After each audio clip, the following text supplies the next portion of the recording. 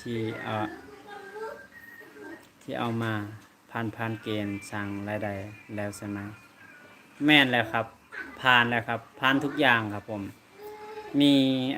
ตัว S สีเขียวเรียบร้อยทุกอย่างได้มีทุกอย่างแต่ผมไม่ได้ศึกษามาก่อนเลยว่าถ้าว่ามันเป็นแบบนี้เลยสิสานต่อได้บ่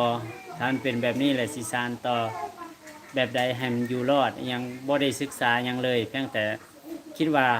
ผมเอามาทำคอนเทนต์แล้วก็ถึงสิบ่มีคนเบิ่งหรือว่าวิวน้อยก็ตามแต่ผมจะสอกหาด้วยวิธีของผมเองผมคิดว่าผมจะหาคอนเทนต์หรือว่าคลิปของผมเองแล้วก็ค่อยทำมาใหม่เพียงแต่ว่า